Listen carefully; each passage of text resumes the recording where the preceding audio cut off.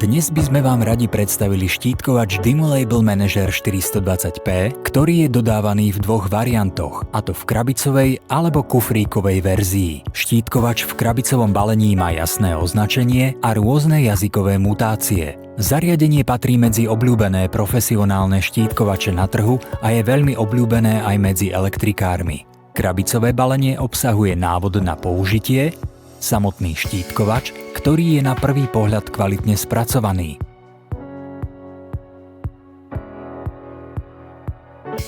Štartovaciu 19 mm čierno-bielu D1 pásku, napájací adaptér, kábel na pripojenie k počítaču a dobíjací batériový blok.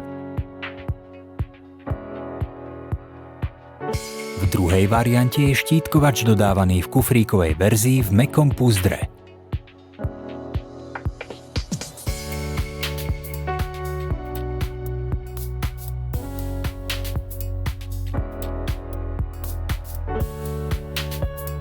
Balenie obsahuje návod na použitie a inštalačné CD spolu so 4 páskami D1, 12, 19, 9 a 6 mm v rôznych farbách. Ďalej dobíjacím batériovým blokom, napájacím adaptérom, USB káblom na pripojenie k počítaču a samotný štítkovač zabalený v ochrannej fólii.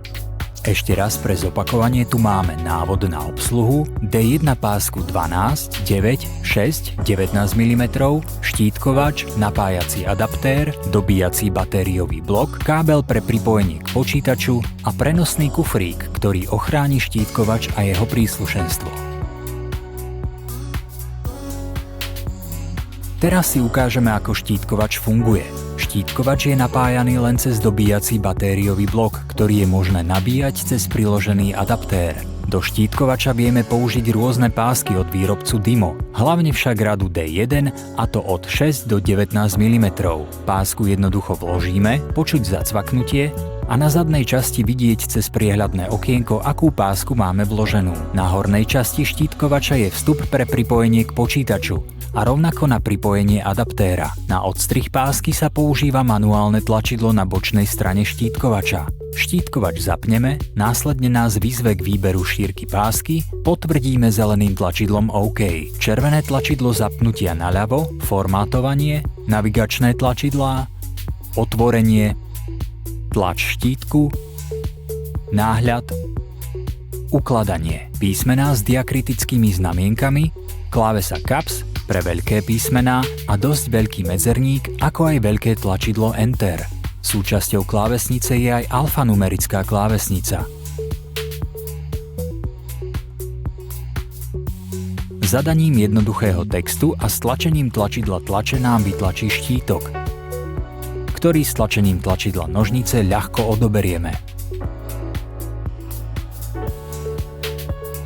Štítkovač je pripojiteľný k počítaču a teda ho jednoducho pripojíme priloženým USB káblom.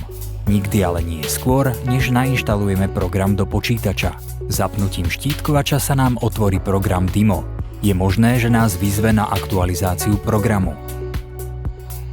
Zadáme text a dáme tlačiť.